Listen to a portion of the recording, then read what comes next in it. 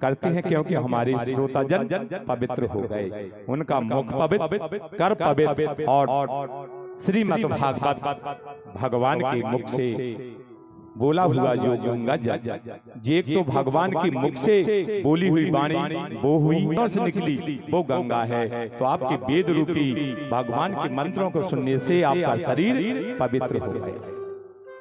कोई कार्य करने से पहले उसकी शुद्धिकरण देखी जाती है। जब ही परमात्मा भाव के भूखे होते, परमात्मा न जाति देखते न बरादरी देखते, परमात्मा मन देखते, मन सच्चा, मन लगा। अगर मन नहीं है तो फिर परमात्मा सच्चे मन से भाव, कोई भी चीज आपके पास ना हो, परमात्मा स्वीकार कर लेगा। आप हाथ जोड़कर कहे मैं जल चढ़ा रहा हूँ, फूल चढ़ा रहा हूँ, चावल चढ़ा रहा हूँ, फल चढ़ा रहा हूँ, सब कुछ उसी में प्रसन्न हो जाएगा, क्योंकि पार्वण में परमात्मा भोले हैं फिर भाले। तो आइए सत्संग दिवस की कथा में कल आपको कथा कौन सी चल रही थी? परीक्षित जी महाराज जी से हमने पूछा। परीक्षित जी बोल रहे हैं महाराज जी कल गोवर्धन की पूजा, गो किसको कहते हैं, वर्धन किसको कहते हैं? गो कहते हैं इंद्रियों को, गो इंद्रियों को कहते हैं। वर्धन अपने धन संपत्ति से परिपूर्ण हो उसे वर्धन कहते हैं, गोवर्धन। कल आपको गोवर्धन की कुछ कथाएं शेष रह गई थी, आप सुनिए। भगवान ने कनिष्ठ का उंगली पर धारण किया था। कनिष्ठ का यानी बाएं हाथ के, मेरे हाथ को बाएं हाथ के कनिष्ठ का माने छिगरी उंगली पर मेरे कन्हैया ने धारण किया था। 7 वर्ष के मेरे कन्हैया, 7 कोस की परिक्रमा और 7 दिन मेरे कन्हैया ने धारण किया। सभी ने कहा महाराज आपने जो गिरिराज भगवान को धारण किया है कि इंद्र भगवान ने कोप किया। इंद्र की पहले पूजा करते थे। इंद्र ने मूसलाधार बारिश की तो वो बारिश का जल कहां गया? क्योंकि जब सीता जी ने राम जी से कहा कोई ऐसा मुझे भोजन करने वाला आज तक कोई पंडित जी नहीं मिले, साधु महात्मा नहीं मिले, आया थोड़ा बहुत एक कटोरी पाया, एक आध रोटी फुलक ये पूरी पाई, बस ऐसा संत महात्मा अपना ब्राह्मण आया जो मैंने भरपेट भोजन कराया। उनको अगस्त जी मुनि का आगमन हुआ, निमंत्रण कर दिया। अगस्त मुनि जब भोजन पाने को बैठे तो डकार नहीं आया। भोजन करने के लिए रिद्धि सिद्धि भोजन बना रही। रिद्धि सिद्धि यानी गणेश जी की पत्नी, गणेश जी खुद परस रहे, शुभ लाभ गणेश जी के पुत्र हैं, वो भी परस रहे।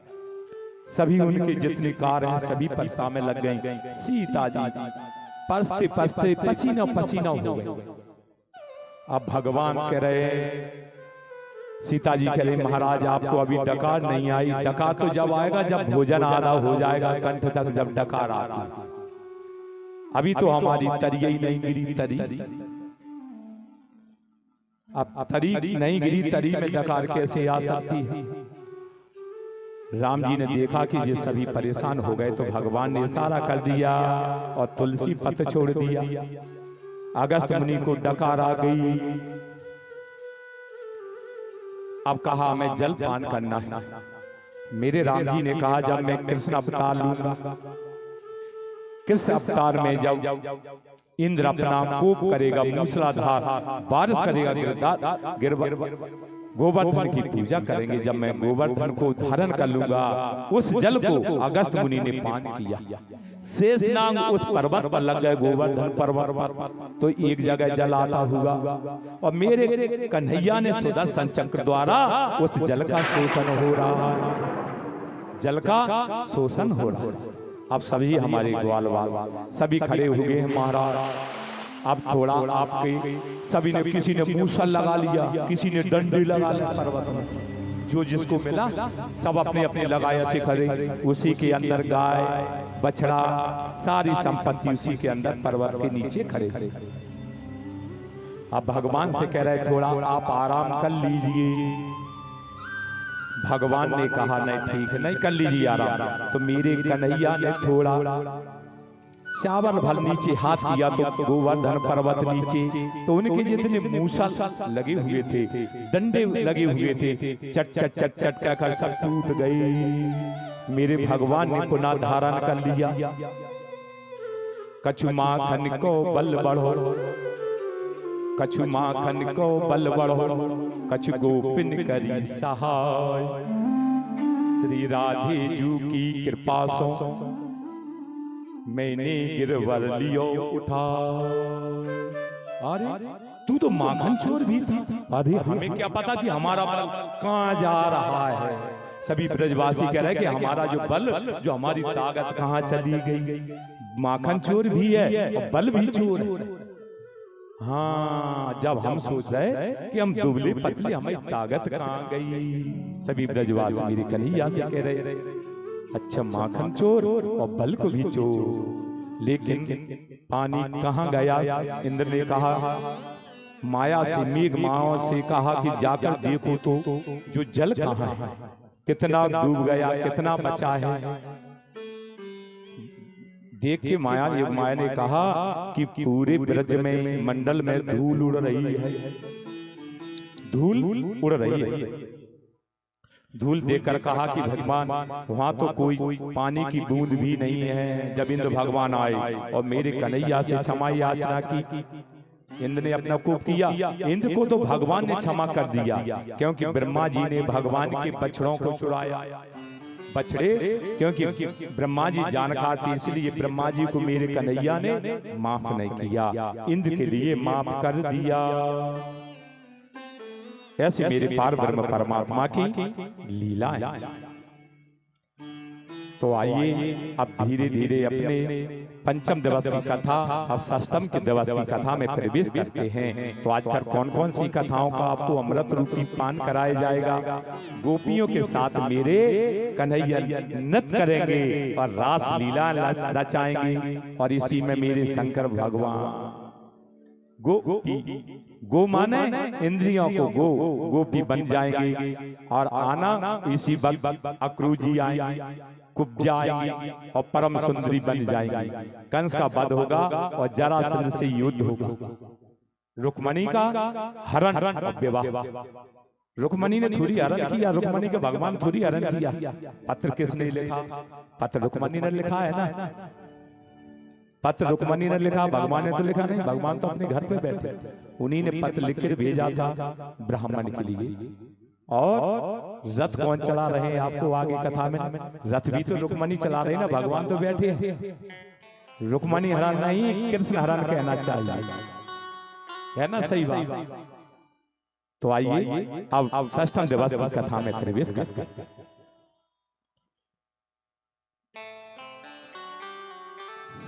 माताओं, आपका स्वागत करता हूँ।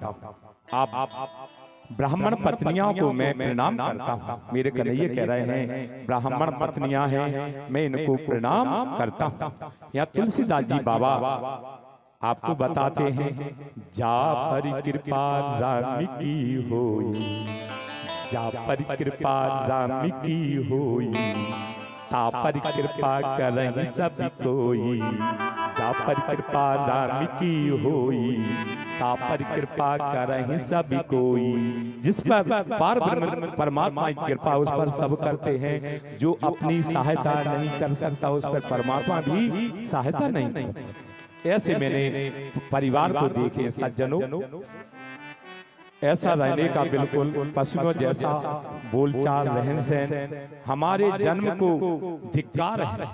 गोपियां कह रहे हैं हमारे जन्म को धिक्कार है, जीवन को धिक्कार है। मेरे गोविंद से हम विमुख हो गए। विमुख माने दूर हो गए, ऐसा उनके मन में भाव जागृत हुआ। जैसे ही पत्नियां वापस लौटकर वहां पहुंची, तो उन पंडितों ने अपनी पत्नियों को बहुत आदर दिया। बोले, हो तो तुम हमारी भार्या। भार्या किसको कहते हैं? पत्नी को भार्या हो, लेकिन गुरु समान आपका आदर करने का हमारा मन होता है। पति कह रहे हैं जैसा गुरु का सम्मान किया, पार परमात्मा की सहेलियां जाकर बड़ों का आदर तो घर में होना ही चाहिए। पति का सम्मान रखना स्त्री का कर्तव्य है और पति का भी स्त्री के साथ सम्मान करना भी उसका कर्तव्य परम धर्म है। परम धर्म है। सोचो कि सासू जी पुराने जमाने में पढ़ी लिखी नहीं होती थी। सासू जी पुराने जमाने में पढ़ी लिखी नहीं होती थी, उनको प्रणाम करने की क्या जरूरत है। आजकल की बहू आ गई हैं, कहते हैं भैया सास तो हमारी पुराने जमाने की पढ़ी लिखी नहीं है, उनको प्रणाम क्यों करूं। तो सास तो सास ही होती है ना, पढ़ी लिखी हो या ना पढ़ी लिखी हो। सासू जी का पावन कर्तव्य होता है कि बहू को पुत्री मानो। सास का क्या कर्तव्य है, बहू को पुत्री मानो, और बहू का क्या कर्तव्य है, सासों को माँ मानो, सास को माँ मानो। मैं एक बात शास्त्र की कहता हूँ, एक बात शास्त्र की कहता हूँ, दुर्गा किसी के शरीर में नहीं आती। दुर्गा 10-11 वर्ष तक दुर्गा आ सकती है, गौरी जो कन्या होती हैं। इसके बाद माँ अपने मासिक धर्म से प्रारंभ हो जाती हूँ। जब शरीर खराब हो जाता है उसमें माँ दुर्गा का स्वरूप नहीं आता। अब इसके बाद ढोंग धतूरा 55-60 साल के बाद फिर माँ दुर्गा का उसमें देवी का आगमन हो जाता है। जब उनका वो मासिक धर्म बंद हो जाता है, जी बीच में ढोंग धतूरा है हमारी माता बहनों। इससे जब पवित्र अपना शरीर पवित्र नहीं है तो उसमें दुर्गा कहां से आए।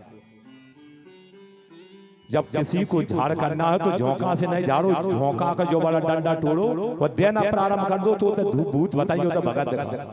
क्योंकि घर में परेशानी करने का कारण, ये मैं नहीं कह रहा, शास्त्र कह रहा है। जब हमारी माता बहू बेटियां घर में भाई बहनों को परेशान करती। अच्छा सुनो, तुम झोंका से बाहर जा रहे हैं, पत्ता नहीं है, डंडन से झाड़ना प्रारंभ करो कि आता था भागे कहां के भूत बाबा। ये सत्य बात। सासू जी को पुत्र वैसे प्रेम करो, बहू मां जैसा आदर कर, पत्नी दोनों में प्रेम करो। पति और पत्नी आपस में प्रेम भाव होना चाहिए। अगर प्रेम नहीं है घर में तो परमात्मा नहीं आती। परमात्मा प्रेम और भाव से आती। जब प्रेम है एक है, अगर खटपट घर में तो नहीं आता। एक भाव से रहो। आइए प्रेम से की चर्चा बढ़ाएं। भगवान अपने रास 85 अध्याय श्रीमद् भागवत में प्रवेश करते। व्यास जी ने जो नवदा भक्ति आपको हमने पहले सुनाई थी, प्रथम भक्ति संतन कर संगा, वो भक्ति नवदा भक्ति होना चाहिए। उसके आधार पर जीवन में यापन करें। तीसरी बात है कि गुरु श्रेष्ठ बनाओ। कभी आपको गुरु बनाना है तो न लोभी गुरु न लालची चेला, ये भाव नहीं होना चाहिए। गुरु कहते हैं, गु कहते हैं अंधकार को, रू कहते हैं प्रकाश को। अंधकार से प्रकाश की ओर ले जाना और पार ब्रह्म परमात्मा से मिलान करना, उसे गुरु कहते थे। और गुरु को ये भाव नहीं कि चेला से मुझे 2 पैसा मिले।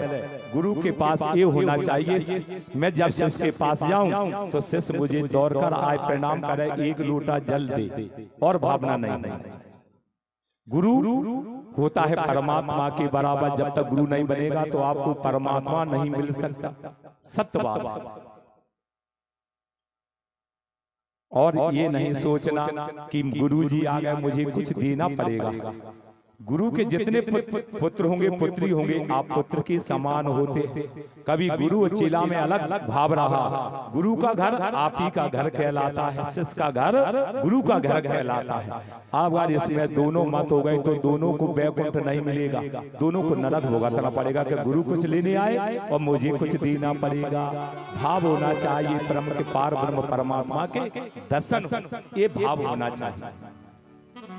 जी नहीं कि गुरु जी आए और मुझे, गुरु को ये नहीं सोचा कि चेला आए उसको चाय पानी पिलाना पड़ेगा, व्यवस्था नहीं। पुत्र के समान है कि भाई जो घर में है खाओ पियो आप ही का, तो ये भाव होना चाहिए। एक गोपी अपने बच्चों को गोद में खिला रही है और जब मैंने कन्हैया की मुरली की तान सुनी तो बच्चों को उसी जगह रख के चली गई। मुरली की तान में के पार ब्रह्म परमात्मा के डाल का दौड़ कर चली गई। एक गोपी अपनी आंखों में काजल लगा रही थी, आंखों में काजल लगा रही थी, तो एक गोपी ने एक आंख में काजल लगा पाया। पार ब्रह्म परमात्मा की मुरली की तान सुनी तो ऐसी ही दौड़ी चली गई। एक गोपी पानी भर रही थी, पानी एक गोपी पानी खींच रही थी कुआं से, एक गोपी उठकर कलश को रख रही थी। एक ही खेप रख के आती है माताएं बहनें, तो एक ही खेप ये किसी जगह छोड़ी आई।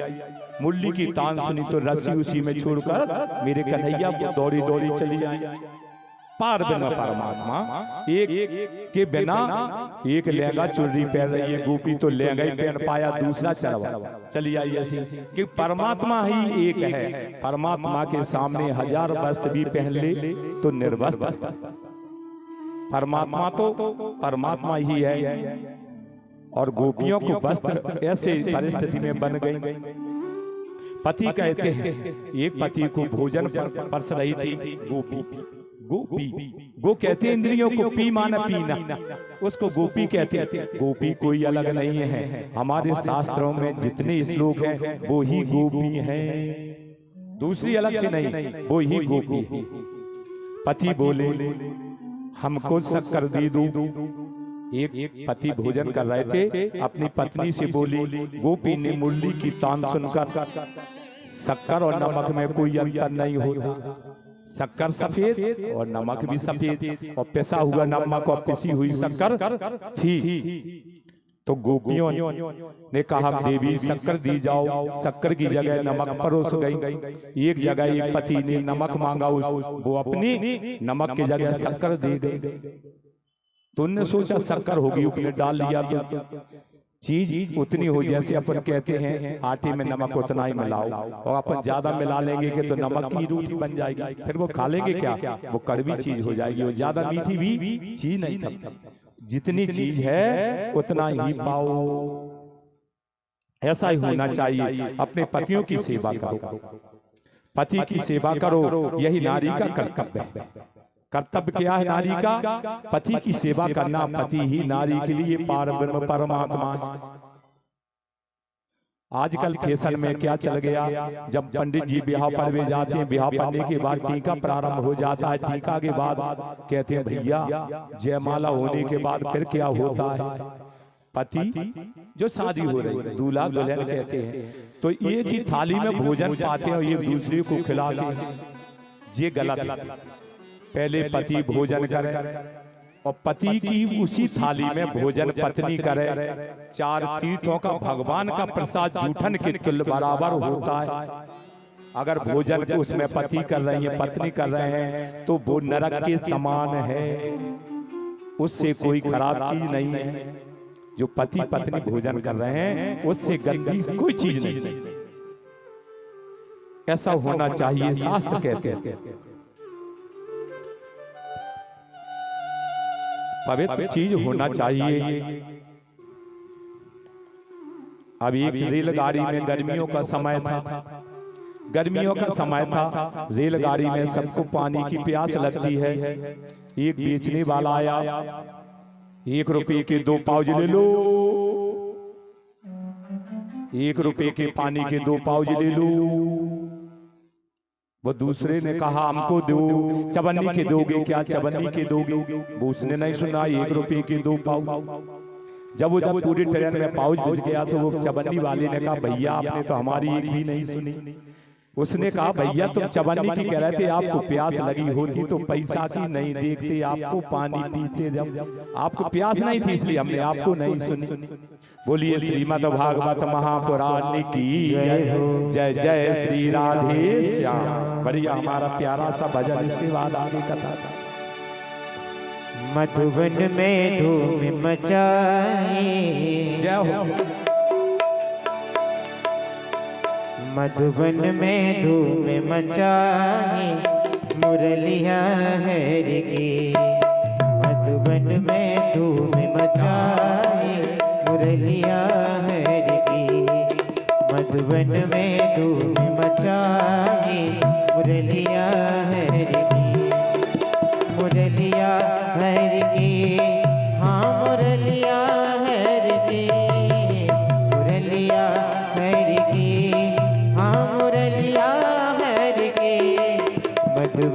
में धूम मचाई मुरलिया जय हो। हरि की। मधुबन में धूम मचाई मुरलिया हरि की।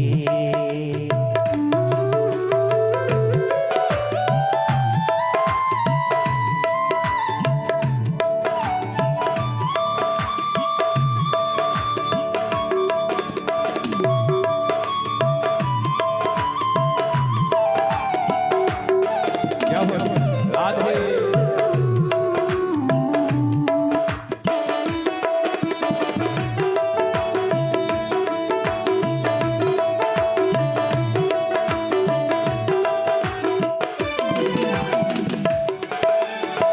जैसे तैसे उल्टे सीधे गहराज ने पिटाई। जैसे तैसे उल्टे सीधे ग्रह कारज ने पिटाई। कर उल्टे सिंगार गुजरिया बंसी बटकी धाई। क्या हो कर उल्टे सिंगार गुजरिया बंसी बटकी धाई मुरलिया हरि की। मधुबन में धूम मचाई मुरलिया हरि की। मधुबन में धूम मचाई मुरलिया हरि की। मधुबन में धूम मचाई मुरलिया हरि की।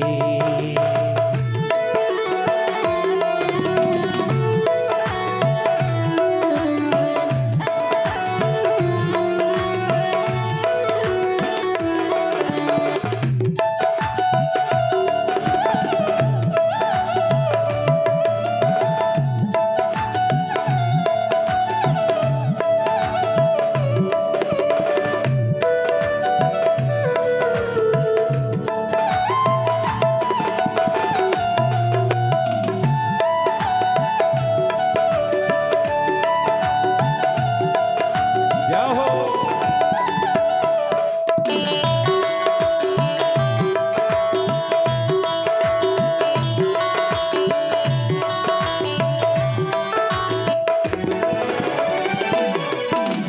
खीर में नौन दाल में शक्कर मक्खन में मिर्चाई। खीर में नौन दाल में शक्कर मक्खन में मिर्चाई। गौ को साग ससुर को भूसा। गौ को साग ससुर को भूसा ऐसी मति बोराई मुरलिया हरि की। मधुबन में धूम मचाई मुरलिया हरि की। क्या हो मधुबन में धूम मचाई मुरलिया हरि की।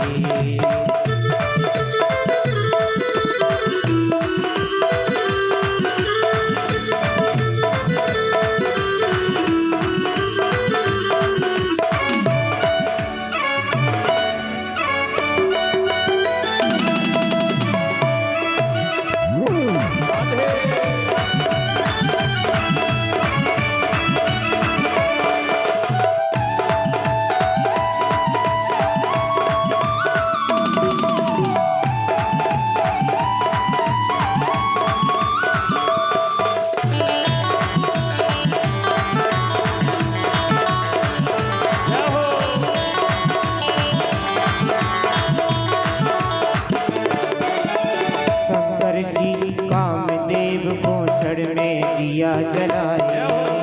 शंकर जी ने कामदेव को छड़ में दिया जलाए। वही रास दर्शन हेतु दौड़ी गोपी भेष बनाए। वही रास दर्शन हेतु दौड़े गोपी भेष बनाए मुरलिया हरि की। मधुबन में धूम मचाए मुरलिया हरि की। मधुबन में धूम मचाए मुरलिया हरि की। मधुबन में धूम मचाए मुरलिया हरि की। मुरलिया हरि की।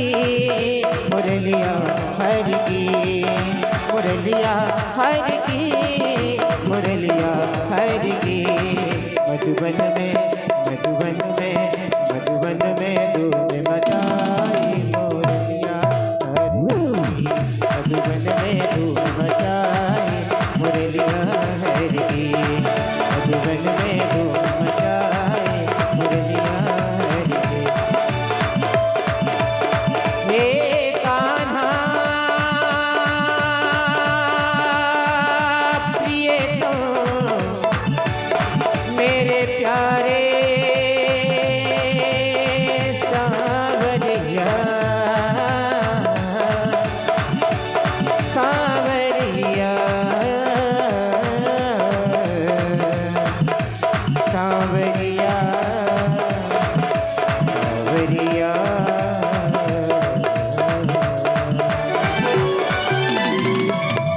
बोलिए नंद के लाला की जय हो। श्रीमद् भागवत महापुराण की जय हो। जय जय श्री राधे श्याम। अभी आप कौन सी कथा सुन रहे? गोपी की। भगवान और गोपियों की कथा सुन रहे। गोपी कोई दूसरी नहीं है, गोपी ही भागवत है और भागवती गोपी है। जितने श्लोक हैं उतने ही गोपी हैं। एक गोपी अपने चावल को बीन रही है। चावल को बीनते बीनते छोटा सा बालक खेल रहा था। उसी वक्त पति जी आकर गोपी के गोदी में अपने पैरों पर सिर रखकर सो गए। अब क्या करा जाए? पति सो गए, बालक खेल रहा है। पास में कुंड में एक अग्नि जल रही है, अग्नि जल रही है। तो पति व्रता का मेरा धर्म नष्ट हो जाएगा। और बालक को अगर मैं पति को जगाती हूँ, मेरा पति धर्म हो जा नष्ट होगा। और बालक का रोकती हूँ तो क्या किया जाए? पति का स्मरण करती हुई बालक अग्नि कुंड में पहुंच गया, उसमें गिर गया। जब पति की नींद खुली, उस अग्नि कुंड में देखा तो बालक उस अग्नि कुंड में किलूर कर रहा है। ये किसका प्रताप है? पति का प्रताप है। क्योंकि पेड़ सूख जाकर कोई पतिव्रता हमारी माँ हो, एक चुल्लू जल आत्मा से मार देगी तो उसमें हरे भरे पत्ते खिल जाएंगे। ये पतिव्रता हमारी नारियों का कर्तव्य है। ऐसे माताएं जाओ सेवा करो, यही सर्वोत्तम धर्म है। पति किसको माने? पति पारब्रह्म परमात्मा को माने। इसका मतलब क्या है? शरीर का पति है और शरीर ही पत्नी है, कोई दूसरा नहीं है। आपने अर्धनागेश्वर शंकर भगवान को देखा है। आधा शरीर शंकर भगवान का होता है, आधा शरीर पार्वती का। जैसे पुरुष और पत्नी रहते हैं तो पुरुष का दाहिना अंग पुरुष का रहता है, बाएं अंग पति का रहता है। और ऐसे ही हमारी माताओं के शरीर में दाहिना शरीर पुरुष का, बाएं अंग पत्नी का ये हिस्सा होता है। आधा अंग पत्नी का और आधा अंग पुरुष। इसलिए इसको कहते हैं अर्धांगिनी। इसी का मतलब है अर्धांगिनी, माने आधा हिस्सा, आधा तुझ में हिस्सा, आधा मुझ में हिस्सा, इसलिए अर्धांगिनी। और एक दूसरे की बात माने, एक ने कही एक ने मानी। एक बात एक ने कही एक ने मानी, वही एक ने कही एक ने ना मानी, दोनों मूर्ख अज्ञानी। फिर घर गृहस्थी चलने वाली नहीं। कब चलेगी? एक ने कहा ठीक और दूसरे ने कहा बढ़िया, नहीं एक ने कहा नहीं। जैसे तुमने आगे देखा था पहली कथा में, मैं धुंधली मेरा बुत धुंधकारी होगा, ऐसा तो आपका परिवार चलेगा। एक गाड़ी में दो पहिए होते, अब गाड़ी तो कम हो गई तो ट्रॉली मान लो, मोटरसाइकिल मान लो। अगर एक पहिया पंचर हो जाए तो फिर कैसे गाड़ी चलेगी? नहीं चलती। इसलिए दोनों सही हो। जुगा जोड़ी पे क्यों बिठाते हैं शादी विवाह में? इसलिए बिठाते हैं जुगा जोड़ी में आज को आपको बैल की तरह जुतना है, बैल की तरह जुतना है। एक से चलोगे ये कमजोर हो जाएगा तो फिर गृहस्थी नहीं चलेगी। अगर एक दूसरे में फूटन हो जाएगी तो दूसरा बीच का आनंद लेगा। ये परिवार की चलने के कारण तो दोनों एक रहे और प्रेम से रहे। एक घर की इसलिए जुआ पर बैठाते हैं जुआ जोड़ी। अगर धान क्यों करती हैं, धान क्यों कहते हैं? अगर तुम हमसे अलग हो गए तो धान कैसे कुटे जाओगे, फुगली अलग फेंक जाएगी, चावल अलग हो जाता है, ऐसे फेंक दिया जाएगा। तो आप मिलकर रहेंगे, इसका मतलब जी रहे। पहले अब तो मशीनें चल गई धान, पहले तो मूसा से कूटते थे खल हो गई। तो ऐसा भाव है। तो जब प्रेम से रहेंगे, जब घर गृहस्थी चलेगी, वो बोया दोए दोए गोपी बीच बीच माधव, तो गोपी भी कोई नहीं है और माधव कोई नहीं है, तो गोपी भी वही है और माधव वही है। अभिमान होता है किसका? शरीर का। अभिमान किसका होता है? शरीर का। और आत्मा के प्रति रूठना, रूठने को मन कहते हैं। गोपियों को अपमान आ गया, गोपियों को अपमान कहा गया अपने चमड़े का, क्यों? हम की कितनी गोरी गोरी, कितनी वो गोरी गोरी है, ये काला कलूटा है। कन्हैया हमारे कितने सामने, ये काले कलूटा है, और अपने चमड़े पर गोपियों को अभिमान आ गया, अभिमान आ गया। भगवान रूठ कर चले गए। गोपियां दर दर मारी मारी भग रहे कि आपको अभिमान आ गया अपने शरीर पर, तो राधा रानी नहीं, गोपियों में अंतर नहीं होना चाहिए।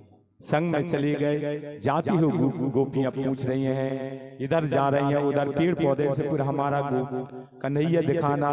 कन्हैया रूठ कर चलेगा क्योंकि आपको अभिमान हो गया। अभिमान शरीर का, इसलिए अभिमान। लाली तेरे लाल की चित देखो तित लाल, जिधर भी देख रहे हैं उधर वो ही लाल चीज दिखाई दे रही है। लाल देखन में आई मैं भी हो गई लाल, जिधर को भी जाते हैं वो ही रंग दिखाई देता है, पर पार ब्रह्म परमात्मा दिखाई नहीं दे रहे। जब उनसे क्षमा याचना की, भगवान हमसे गलती हो गई, हमको माफ कर दो। पार ब्रह्म परमात्मा ठीक है माफ कर दिया, परमात्मा तो कर ही देते हैं। पहले आपने कथा में सुना होगा, जिसलिए गोपियों परमात्मा एक हैं। जब कोई शरण में आ जाए तो शरण में माफ कर देना चाहिए। कहां तक होती है? हा तक विनती और 100 तक गिनती, इससे बढ़कर कोई और विनती नहीं है। हा आ जाए तू, अगर ऐसे करत आ जा हा, और 100 तक गिनती हाथ जोड़कर आ जाए, उसको माफ कर दे। शरण में मरण नहीं होता, परमात्मा पहुंच जाओ तो मरण नहीं होता। तो भगवान से क्षमा याचना की, प्रभु हमसे गलती हो गई।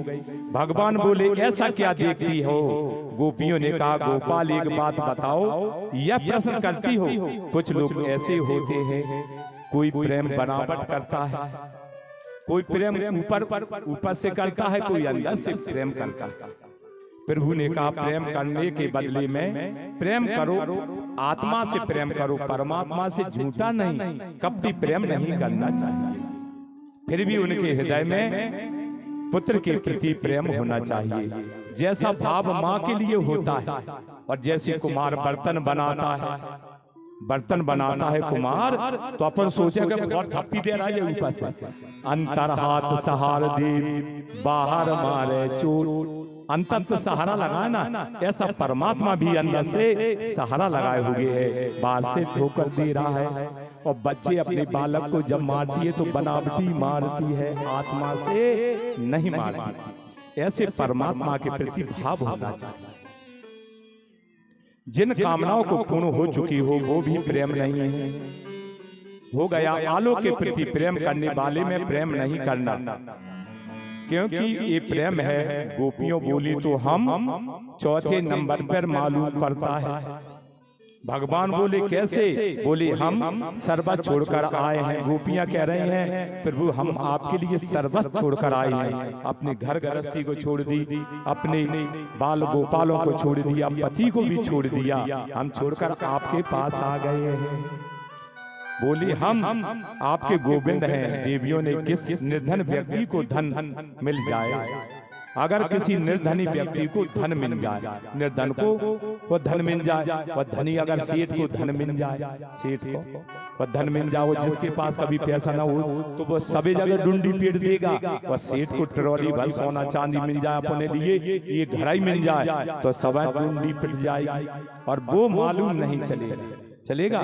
तो ऐसा छोटे को अभिमान हो जाए। अक्स में ताकि थोड़े बहुत मुझ जाए, मुझे पानी को प्रयास लगे ऐसा मिल जाए, लेकिन सत्य कहता हूं। पारब्रह्म परमात्मा से हमेशा सत्य बोलो। गोपियों की बात पर करने पर प्रेम का प्रतीक होना चाहिए। तुम्हारे जीवन में देखा हो साक्षात प्रेम ही करो, देवताओं के समान लंबी उम्र मिल जाए, ऐसा ही प्रेम करो। अब गोपियों के बीच में कामदेव आ गए।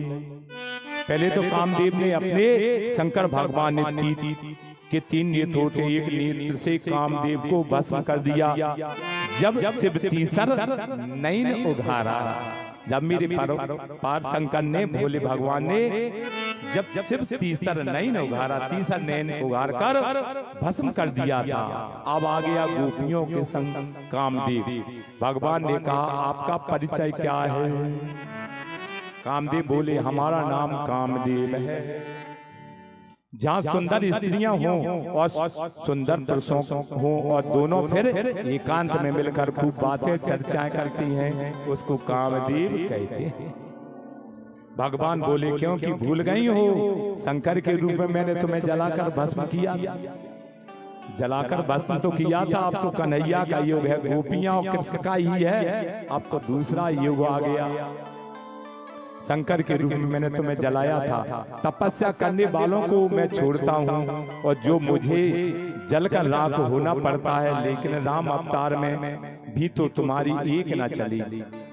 राम अवतार में कामदेव की एक नहीं चली और कृष्ण अवतार में चलेगी, क्योंकि ये छलिया है भगवान की भी छलिया है। सभी गोपी गोपिकाएं कितनी शादी की, पारब्रह्म परमात्मा राम एक केवल एक पत्नी है सीता, दूसरा विवाह तो नहीं करवाया। और मेरे शंकर तो उसी में मस्त है कन्हैया, लेकिन राम अवतार में तुम्हारी एक नहीं चली। बोला राम अवतार तो आपने एक पत्नी व्रत धारण किया था। लोग एक पत्नी व्रत धारण करते हैं, वो तो ब्रह्मचारी कहलाते हैं। एक पति एक पत्नी तो ब्रह्मचारी कहलाते हैं। आंखों के सामने कोई नारी आ जाए, मेरे राम जी के सामने कोई नारी आ जाए तो उसको माँ का दर्जा या बहन समझ के जानते थे। दूसरा भाव राम ने नहीं दिया। लेकिन यहाँ विश्व सुंदरी गोपियों को त्रिभुवन में सुंदर आप उनके संग में रास हो रहा है। रास चला, मेरे 5 प्राण चलेंगे। भगवान ने कहा तो ठीक है, लेकिन तुम युद्ध कौन सा करोगे?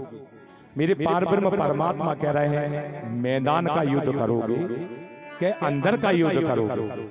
मैदान में तो बहुत सारे के साथ युद्ध करना पड़ता है और अंदर एक ही के साथ युद्ध करना पड़ता है। ध्यान दीजिए, विवाह करके पत्नी के साथ काम को जीतना, काम को जीतना एक किले का युद्ध है। और जो असंख्य नारियों के साथ युद्ध करे, असंख्य नारी सुंदरियों के बीच में रहकर भी काम को जीतना, ये मैदान वाला युद्ध है। कामदेव बोला मैं किले का युद्ध तो रोज ही करता हूँ, अब तो मैदान में ही आपसे 2-2 हाथ हो जाए। राधा के माता पिता का नाम रसभान है, पिता रसभान, माता नाम की कीर्ति है। कामदेव अपने पूरे बाणों को लेकर राधा नाचे, कृष्ण नाचे, नाचे गोपी जंग और मन मेरो बन गयो सखी रो पावन वृंदावन, ऐसा रास कर रहे हैं। ऐसो रस रचो वृंदावन, बज रही पायल की झनकार। ऐसो रस रचो वृंदावन, बज रही पायल की झनकार। पायल की झनकार बज रही, पायल की झनकार हो, पायल की झनकार बज रही, पायल की झनकार। ऐसो रस रचो वृंदावन, बज रही पायल की झनकार। ऐसो रस रचो वृंदावन, बज रही पायल की झनकार।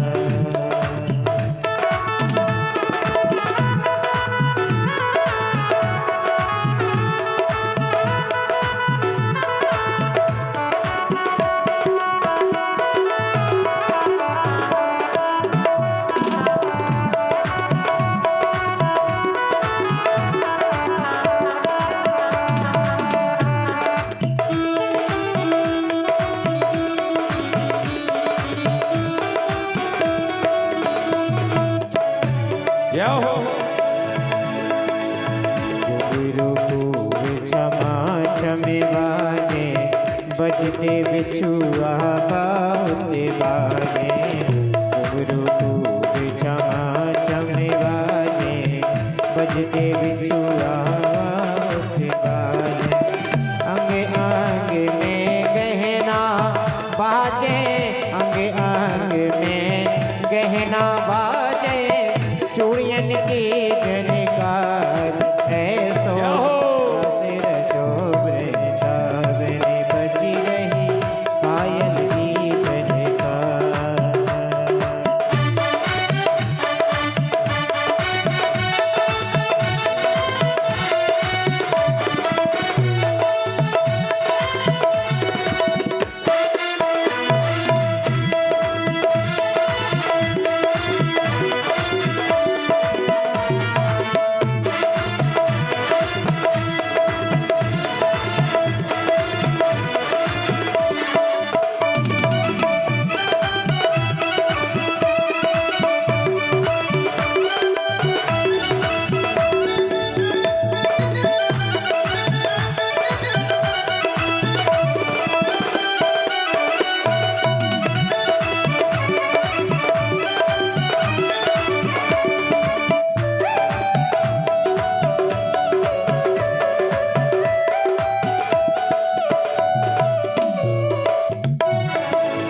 बाजे भांति भांति के बाजे, सारंगी और महुअर बाजे। बाजे भांति भांति के बाजे, गंज पवन धुंध भी बाजे। बंसी मधुर मधुर यूं बाजे, बंसी मधुर मधुर यूं बाजे। बीड़न के ये तार ऐसो सिर शोभे तावन बजी रही पायल की झनकार। ऐसो सिर शोभे तावन बजी रही पायल की झनकार।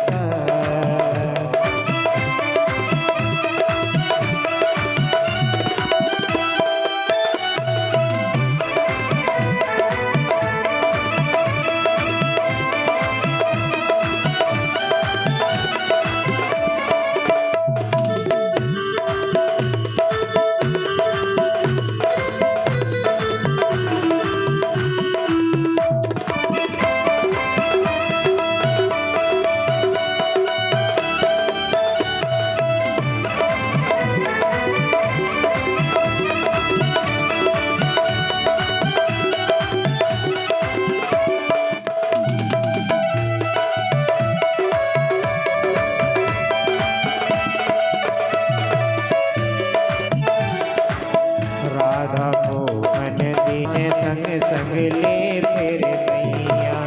जामा पटका